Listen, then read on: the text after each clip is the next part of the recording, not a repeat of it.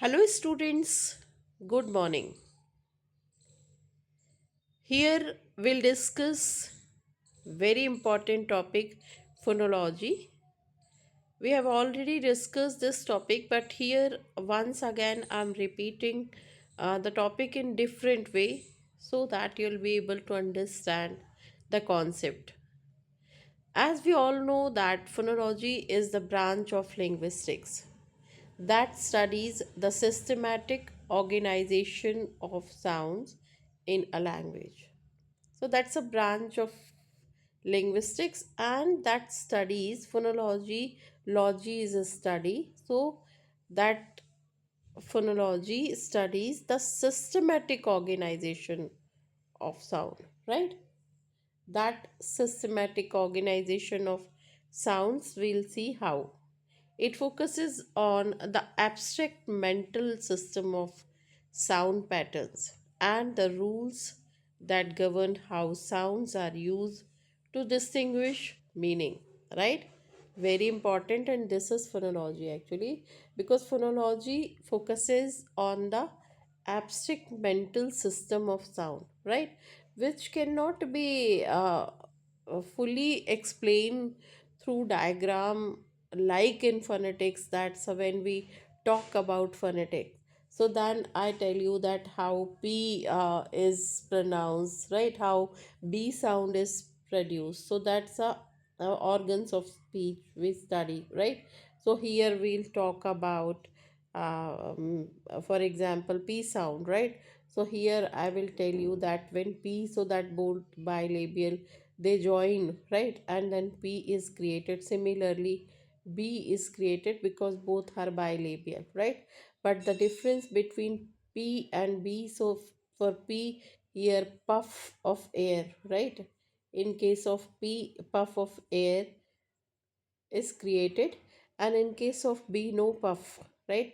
B is that's a voiceless sound. So this way we understand that is the part of phonetics.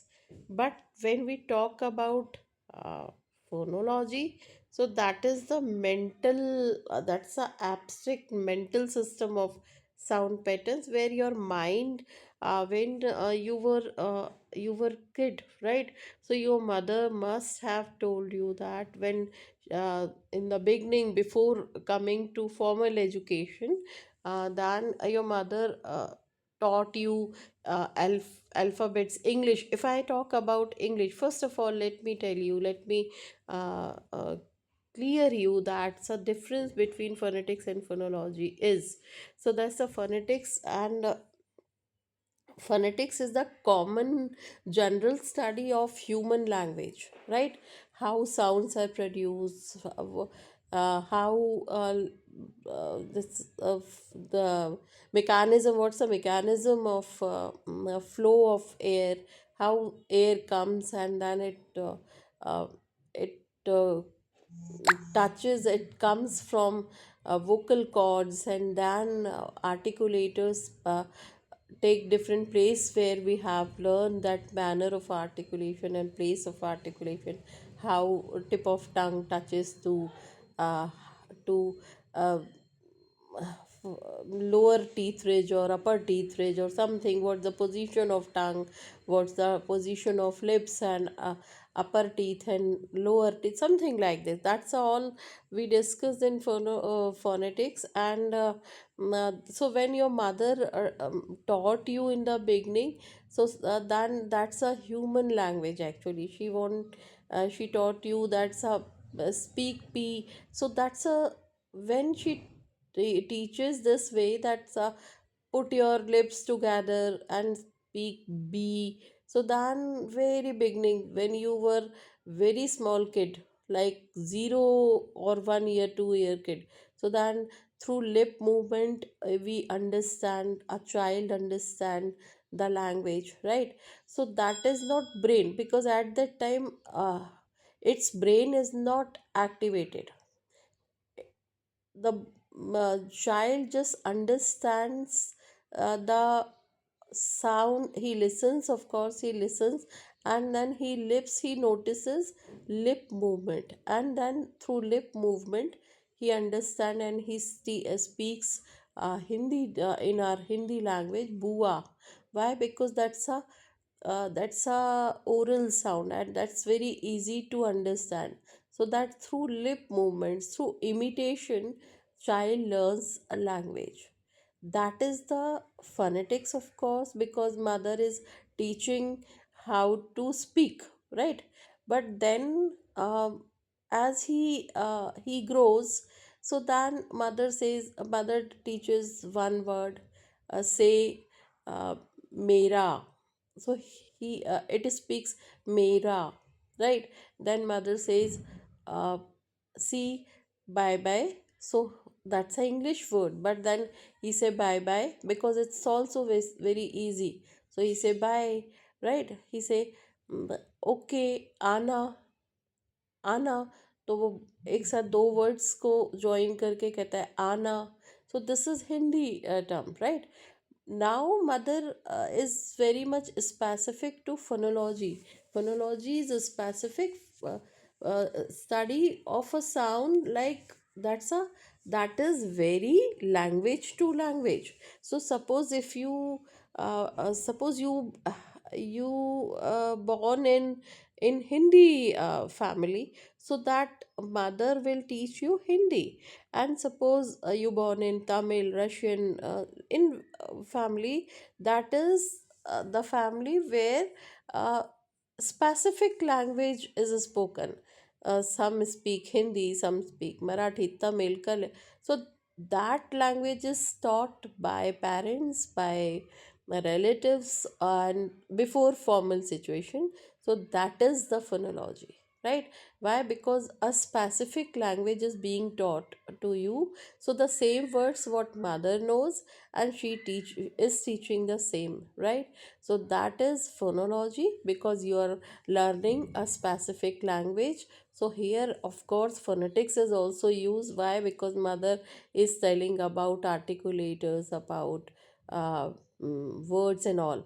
But apart from this, mother is just receiving or just giving you the sounds which are used for Hindi or English, right? Suppose she is teaching you English, so she is teaching you 26 letters so that you'll be able to make syllables or words and all, right? So that is phonology. Why? Because earlier it was phonetics, but how it is phonology? Because as mother is teaching you, your mind will receive the difference between P and B, right? So imagine that's a mental activity, that when a child is taught, so he it will receive. Okay, this is P. Listening. Actually, this is sound. Here we are talking about sound. So how our mind receives the sound, and then understands, okay, this sound is P, this sound is B, this is D, this is K, right? So that's a mental activity. That is why they are telling that that's a this is mental system of sound patterning, right? Your brain is also have coding when you listen something, so that your brain realizes and stores the information, right? Similarly, the rules that govern how sounds are used to distinguish meaning means your mind is being taught how the if I say that uh, if I say that teaching, right? And if I say that eaching, right? So that's meaning is change. So that's such teaching me eaching, right? Reaching. Suppose a child is receiving the word reaching, so he said, she reaching me. So that is a T and R, right? That a single word sometimes change the meaning. So that difference, that is also mental activity, mental system, right? So that is this is called phonology. And it is not just about the physical production of sounds, but how those sounds function in the language's overall structure. Suppose I don't know Tamil, so I don't understand Tamil. Why? Because my mind, uh, there is no conditioning. My mind is not conditioned for that sounds. My mind is not taught for that sound. So if they talk, I don't get what they are speaking, because I don't, my mind does not understand their sounds. My mind does not receive their sounds. And this is the when you understand, when you start catching the words of English and sound, you understand. That is phonology. Why? Because your mind understand that sounds, right? So your concern is only your language, right? So that is how those sounds function. That is the part of phonology. Example is, what are the important terms? The phonology relies on three core concepts. So phonology depends on three core concepts. These three core concepts are very important when we understand phonology. First of all, the smallest unit of phonology is phoneme, then allophones, and then the rules that link them, right? The rules that link P and P makes means one phoneme, and second phoneme makes one syllable, and then one syllable and two syllable make word, and then word, right? And one word and two word makes phrase, and similarly, right? So that is these three terms we have to understand to understand phonology. When we discuss phonology, these three core concepts we have to understand: phoneme, allophone, and the rules that link them, right? So first of all, phoneme means meaning makers or meaning distinguish, right? When meaning independent, like what they makes, they change the meaning. Phonemes are the smallest significant sound, right? That is smallest unit of sound in a language. Smallest unit. That's the last unit. The smallest unit is the smallest unit of sound in a language is called phoneme, right? So in English, 44 phonemes are there, which are divided into vowel and consonants, 20 vowels and 24 consonants. Then vowels again divided into monophthongs and diphthongs, so 12 monophthongs and 8 diphthongs are 24, right? These are the phonemes, right? These 24 phonemes, which are also called IPA symbols, International Phonetics Alphabet, right? Which are internationally known, right? So that is phoneme. Phoneme that can change the meaning of a word. Phoneme, smallest sound, smallest unit of sound, for example, A, then B, then C. So these are all are K, right? C, so that's a K. So these all are the sounds. When you listen, then you understand the difference between all, among all the sounds. What's the difference? So think of it as mental category of sound that speakers recognize as distinct. So that's a mental category, means your mental, your mind. See, let me tell you that deafs are dumb. Why? Because they have the same system what we have, normal system.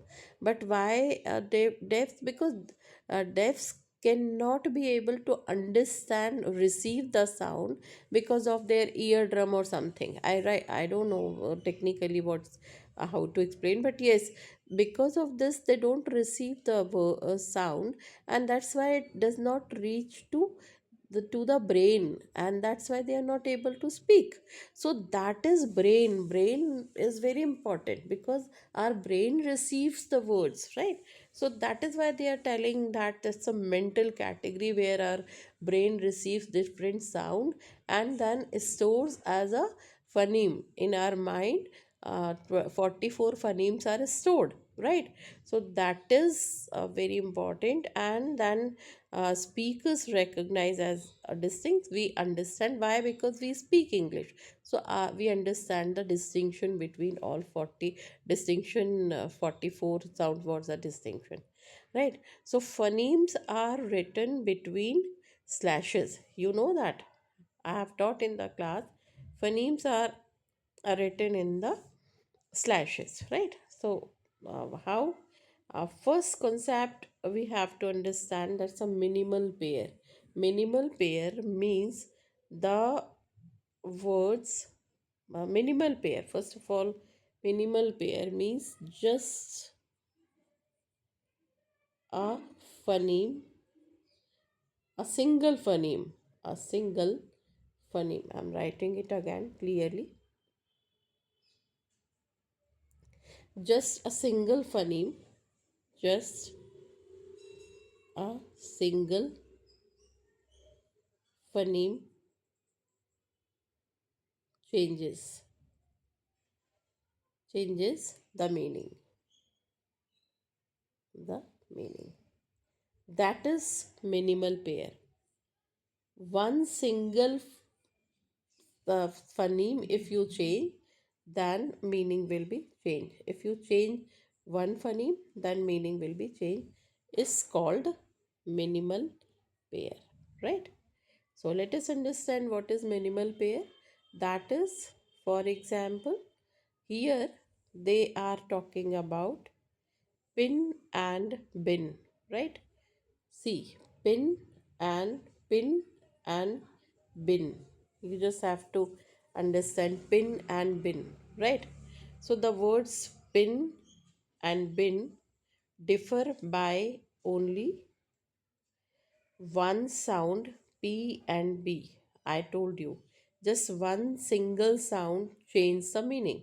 So P and B, pin and bin, both are different, because changing this one sound changes the meaning. So changing this one sound changes the meaning, right, of the word. So that is called phoneme, right? So okay, moving to next is, that's a vowel contrast. Vowel contrast is changing the vowel from I to I creates kit and cat. This shows that I and A also separate phonemes, means vowels. They are giving example of here, giving example of kit, kit and cat, right? Kit and cat. So that is also vowel contrast means more, that is also minimal pair. Either you change consonant or you change vowel, one consonant or one vowel. I am giving you this example together: pin, bin, kit, cat, right? How? I tell you: pin, bin, this is one pair, okay. Then kit, cat, sound, right? Don't go with this. Pin, bin, kit, cat. How sound changes?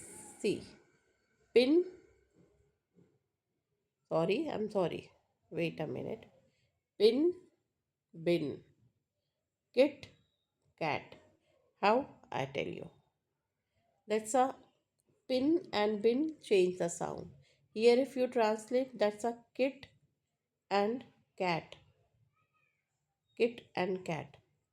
So here, if you change, conclusion is that if you change consonants, right, in a pair, meaning will change.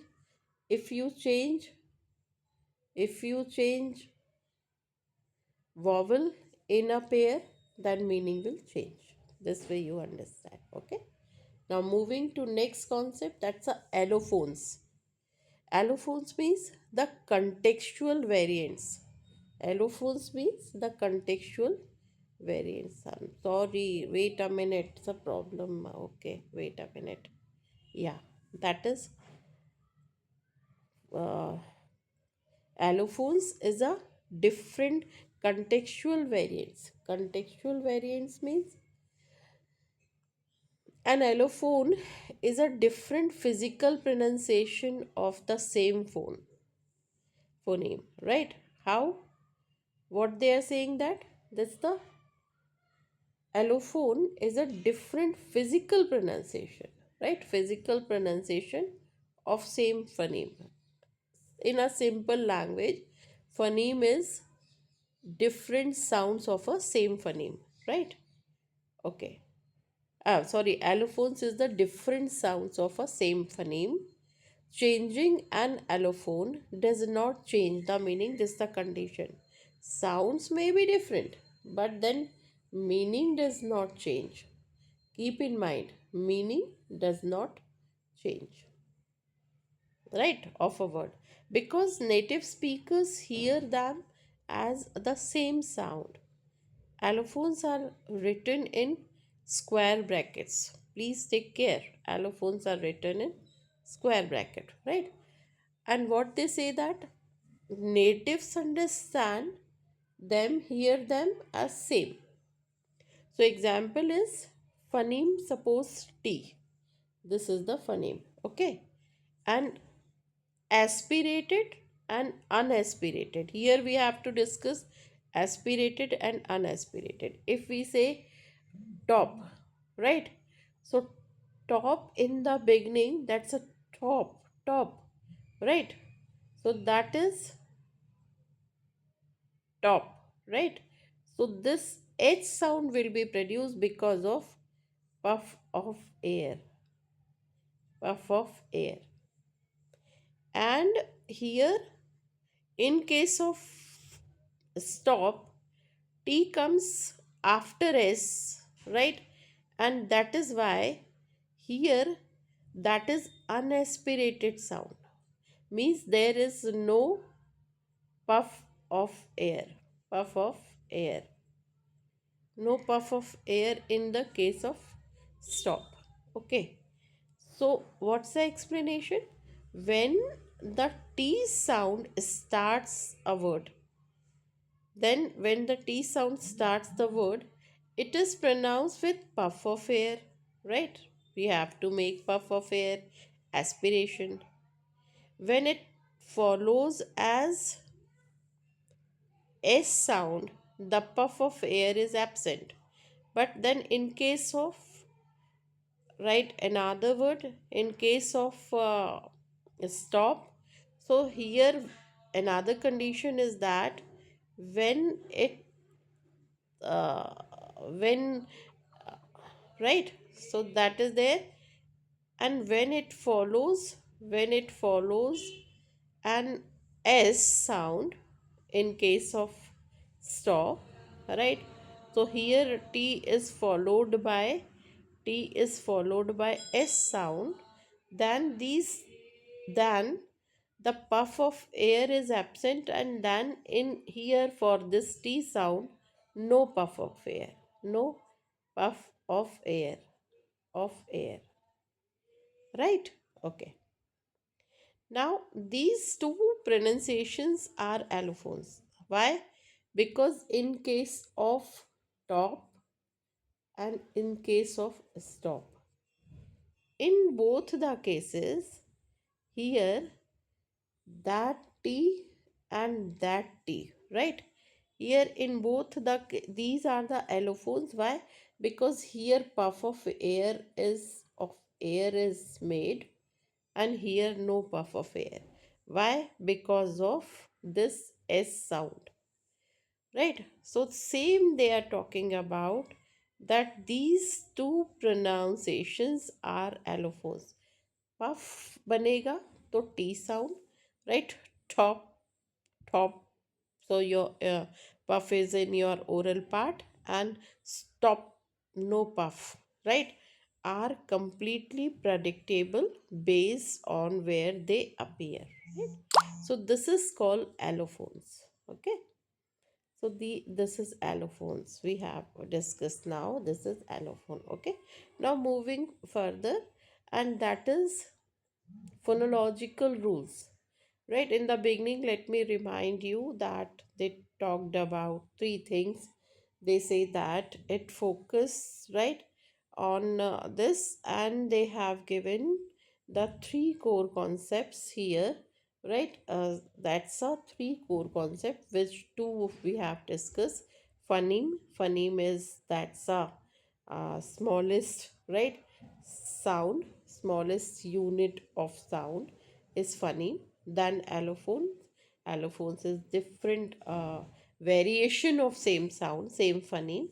And now third we are discussing rule link them, means rule link, what's the rules for linking phoneme, right, phoneme and allophones, right, how phonemes are linked. Okay, so this is the third rule we are discussing here, that is rule or predictable patterns, which is also called predictable patterns. So what are the rules? Phonological rules are the principles, right, that describe why allophone is used in a specific concept. So what they are, these rules are the principle, phonetic rules are the principles, right, that describe why an allophone is used in a different context. Why P and P? Why in case of why in case of top and stop? So why in case of top and stop? Right? So why these T are different, right? In case of top and, so this reason will be discussed here, right? So same, the same they are talking about why all why an allophone is used in a specific context. So they are a part of native speakers' subconscious knowledge of the language. Why? Because native speakers know, because that is in their subconscious mind, right, about that particular word, particular sound. How? Let us see. Example is plurals in English. So whenever this term come in our mind, so that put s. Okay, fans, books, copies, pencils. Whenever we want to make plural, put s. And generally, it's a very common rule for making plural of noun. Okay, so, but sound, again, we are talking about sound. So, the sound for the plural makers, right? Plural markers sound S or ES is not random. It is determined by the last sound of noun.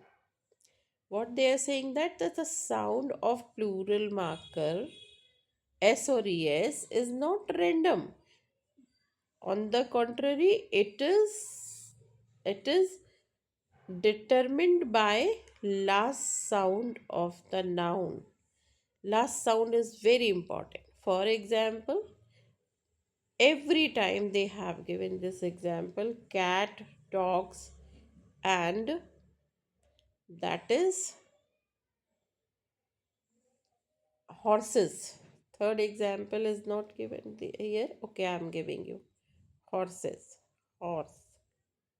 Right, so let us discuss first of all after voiceless and after voiced sound. So voiceless is cat, and cat and plural is cat. This is t is voiceless, so that is why when you speak cats, so this is also voiceless, so that's both the sounds are voiceless. This is voiceless, right, but when you speak dog, here in voice case, so when you speak dog and dogs, so that is because of this voice sound, both the sounds is voiced, right, voiced. So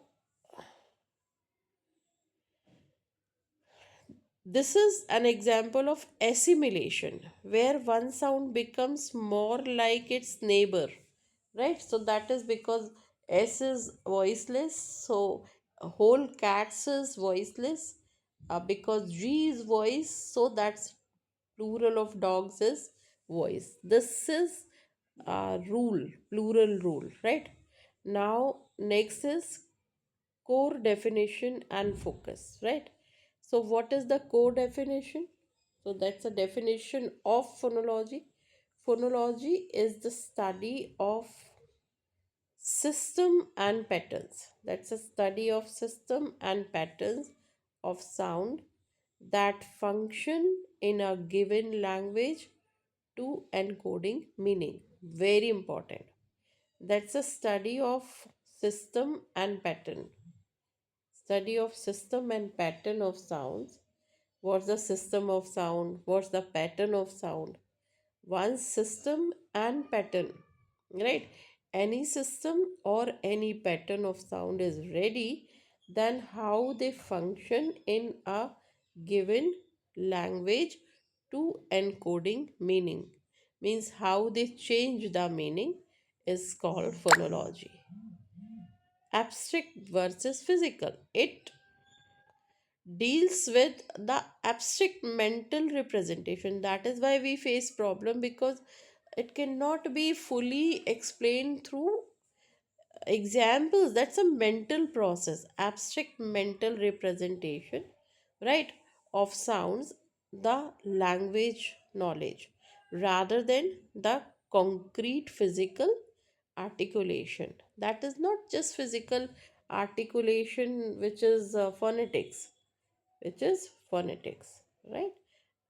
So this is called phonology. Now, goal is to determine which phonetic differences are linguistically significant, means meaning changes, and which are merely contextual variation. Important thing is that which phonetic differences are linguistically significant, means if you change a single phoneme, meaning will change, and which are just mm, merely contextual variation. Why? Because context change, that's why sound change. So we have already discussed here, that's a one is they are talking about phoneme, okay, and next is they are talking about allophones, okay. Now, second part is foundational units. We have already discussed phoneme. Phone is a raw physical sound segment produced by vocal tract, the total inventory of all possible human speech. That is phonetics. Okay, so that's a raw material. When we speak, when something is manufactured, so raw material is prepared. So phonemes are the raw material actually. So that's a when a raw physical sound segment produced by vocal tract. So physical sound segment produced by vocal tract is the phoneme in English, right? How many phonemes? 44. Um, in this way you can understand. Suppose these 44 sounds are being recorded: A, E, I, O, U, K, G, ing, tha, for example. So these all 44 sounds, when suppose you are recording, right, and then you are recording all 44 sound, so that will be created. So that's the raw material you are preparing, and that raw physical sound segment, right? So that's a physically which is produced by vocal cord. Vocal cord is a vocal tract, that's a vocal cord which is in, right, trachea. So that is very important in human organs of speech. Here vocal cord, right, in the throat, that's a vocal cord. So that is there. So that is phone. Phone means sound, right? So the total inventory of all possible human speech sound. So that is total possible sounds which are created by a human being. Example is the sound in English and the sound in Arabic, both are phones, right? The sound is Tamil, Malayalam, Kannada, any language. This is phone. Funny, we have already discussed here. They have given another example. K, so the smallest unit of sound in a specific language that contrasts meaning. So smallest unit of sound, है ना, that contrasts meaning. Okay. Now K and G are phonemes in English because kit, right, and git, right. So that's a because kit. So this is the difference. If you change the key and G, so kit and writ and king and ring, right. So king,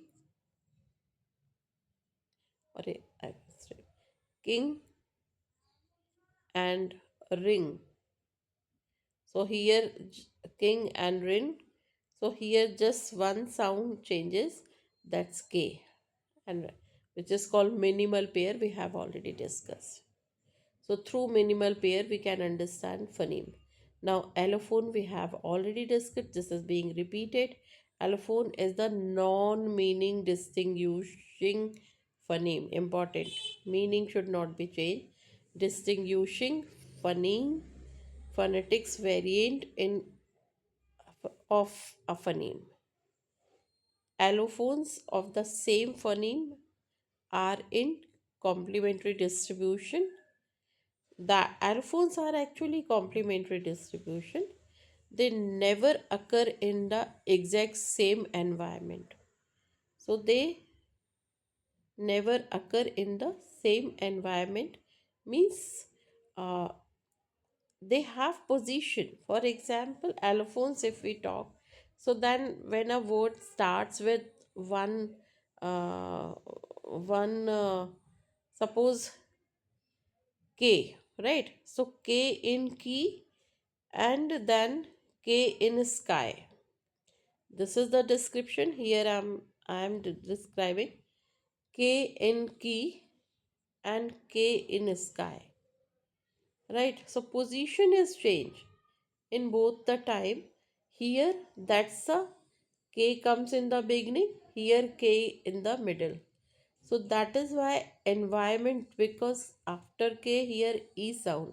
Here before K there is no sound in before. But here S, K is preceded by S and followed by Y. And that is why this sound of K will be changed. And that is allophone, right? Okay. Then phonological rules of process. Again, this slide is being repeated. These are the systematic operations that apply to abstract phonemes to produce the actual sounds, allophones, right? So, systematic operations that apply to abstract phonemes, right? So, what's the systematic operation? Assimilation. For example, how we acquire language. So that's a these are the process. Assimilation, a sound becomes more like a neighboring sound, which is sometimes this part is very important in terms of features, right. I'm repeating what's the that is very important part. When a sound becomes more like a neighboring sound, for example, Mm, example is that's a the vowel, right, in the vowel in that is okay, the vowel in 10 is nasalized. It's a before consonant is, so that becomes the assimilation That's a 10, right? So 10, 10 is nasalized. Example is 10, right? So here what is they are saying that big T, okay, T becomes no nasalized. This whole sentence is nasalized sound by 10. So when we speak such word, so that air will pass through nostrils, right?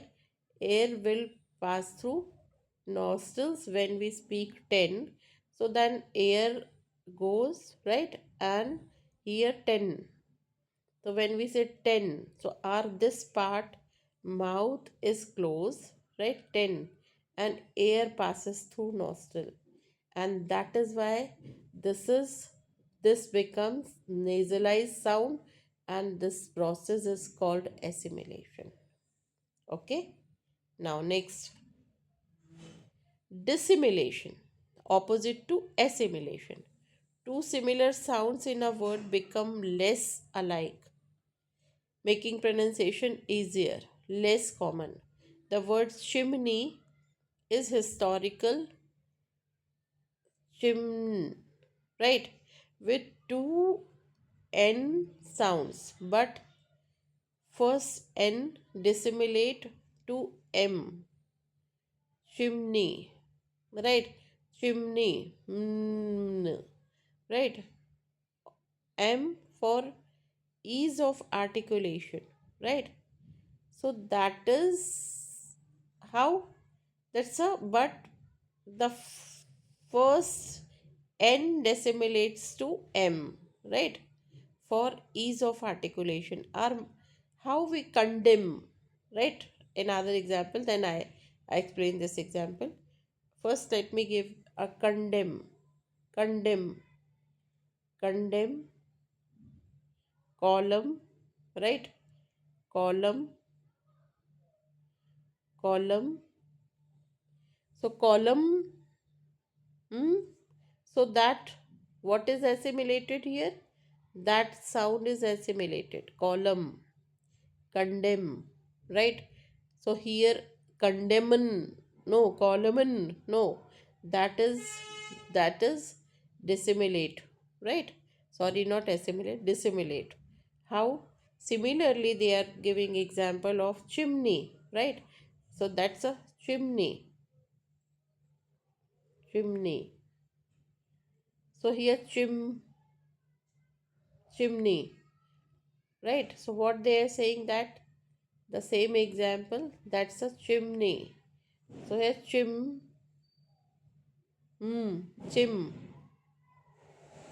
right? So with two N sound, chim, but first N dissimilate to M. Or in other words, chim, right? Chim. So that what they are saying, that assimilate, dissimilate means they are, this sound will be dominated by this sound.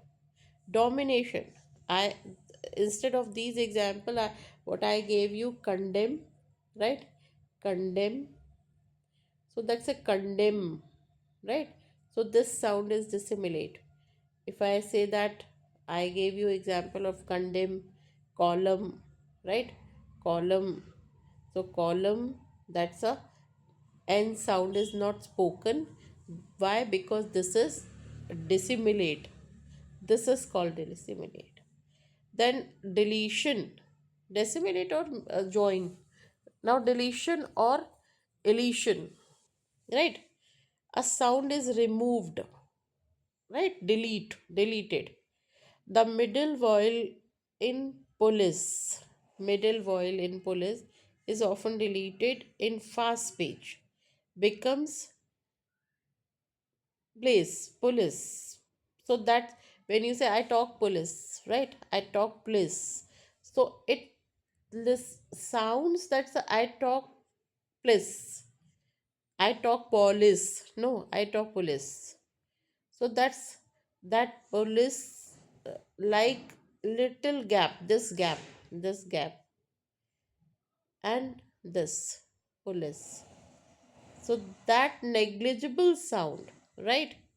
So why? Because this O sound is deleted, is called deletion. So that is removed. O, any sound, right? Sound is removed. A middle vowel in police, middle vowel, right, is often deleted in fast speech when you speak fast, becoming police. So we listen po, and then O sound is deleted. And last phonological rule is epenthesis or insertion. Epenthesis, right? Or insertion. Something is to be uh, inserted. A sound is added to break up a difficult sequence.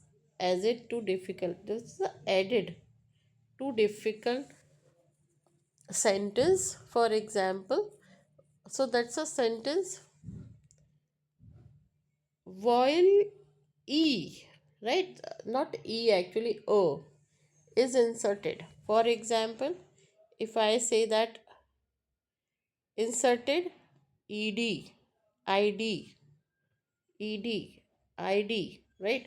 This prevents the difficult sequence of two identical stop consonants tt, right?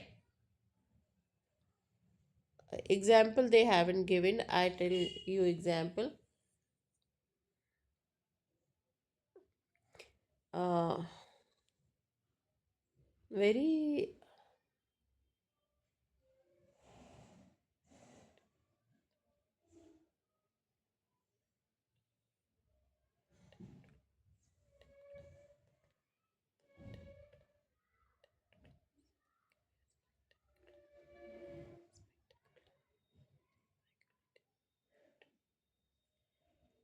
right now. Don't getting.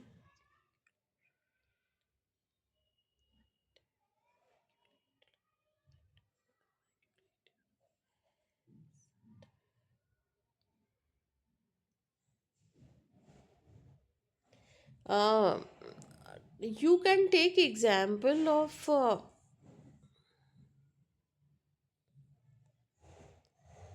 of tongue twisters, but right now I'm not able to tell you. I definitely tell you later on of insertion. They haven't given any clear example here, but yeah, I wait a minute. Yes, that's a sound added to break the difficult the sequence. So that's a they added to break the difficult sequence, right? For example, if I say that uh,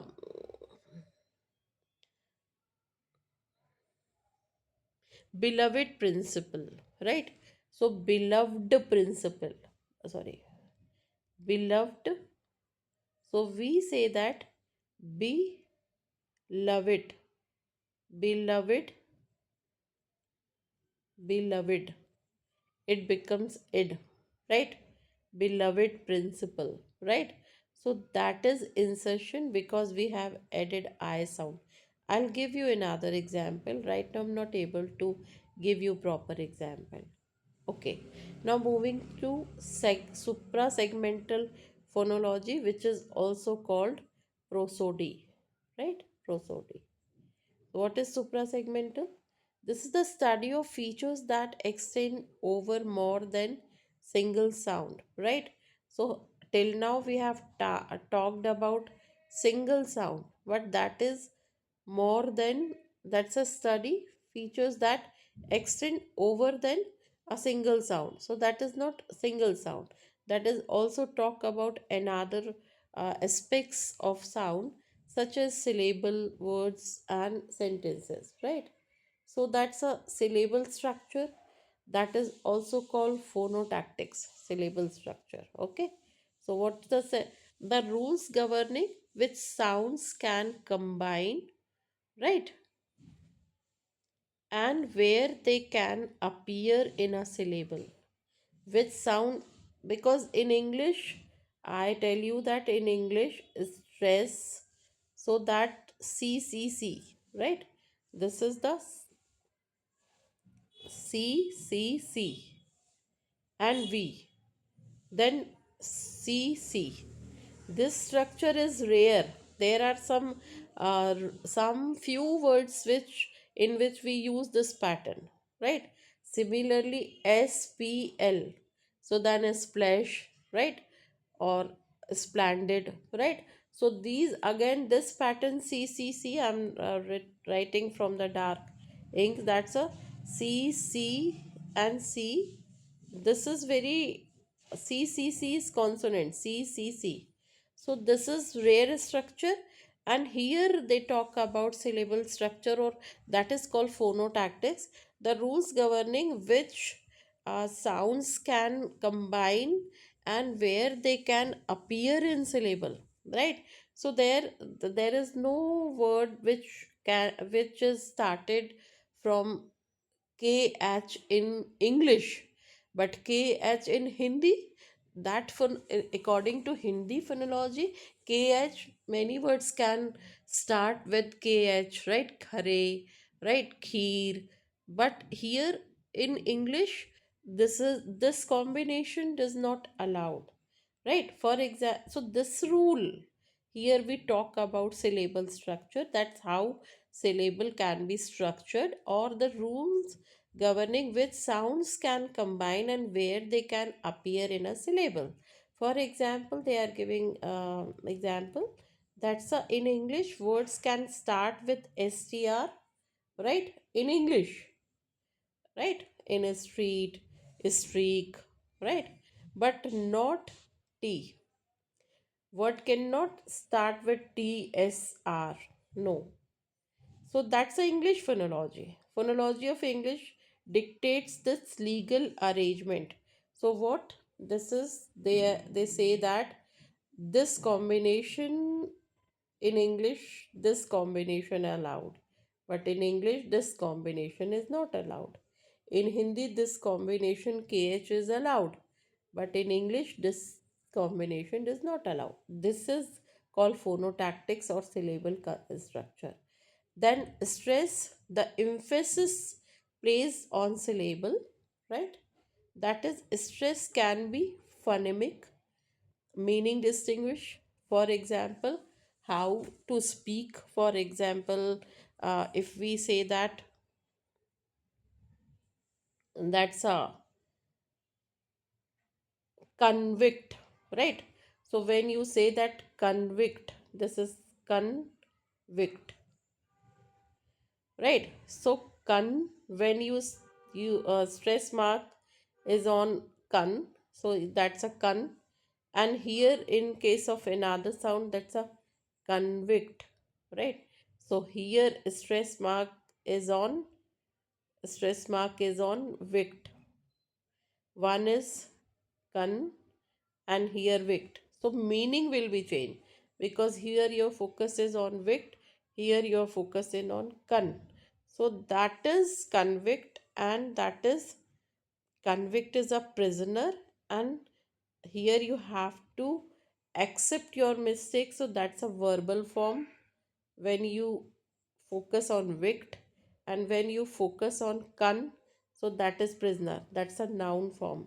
However, we don't focus, we don't aware, or we can say that bother for such pronunciation, but that matters a lot. For example, present and present, right? Here one, sorry, here uh, one stress mark is on sent, and one is present, so that's a noun form and that's a verbal form. That noun form means that's a gift when you say present, and when you say present, so that send is verbal form to give, that is stress. Okay. And last, intonation, the rise and fall of pitch, right? Rise fall of pitch in a phrase or sentence, right? used to convey grammatical information like question or emotional state. Question or emotional state. Here, he is here with a rising intonation turns into a question. He is here. That's a that is the example. He is here. However, this is a statement, but you are using tone of question. So saying it with a falling intonation makes it statement, right? When you say in falling intonation, he is here, that's a statement. And when you say uh, he is here, that turns into a question. So that is called intonation, right? So that is little discussion about phonology. I think you must have got phonology, but phonology overall, that's a systematic organization of sound, how sounds, how intonation matters, how phonemes changes, which is called minimal pairs. So meaning changes, how different sounds are changes, contextually sounds of the same phoneme changes is called allophones, we discussed about. Then we discussed that's a how stress mark can change the meaning, right? We discuss different rules that sometimes we insert hamster. So sometimes we insert the word, that's a insertion hamster, because hamter, but then sometimes it feels that's a one word is inserted. Sometimes we delete the word some when in a phrase or in a sentence, right? So these are called phonological rules, or which we have discussed, right? And we discuss about uh, yeah, here we discuss about the assimilation, dissimilation, deletion, and insertion. Then suprasegmental phonology, where we discuss about uh, prosody. Okay, so that is all for phonology. We'll discuss the next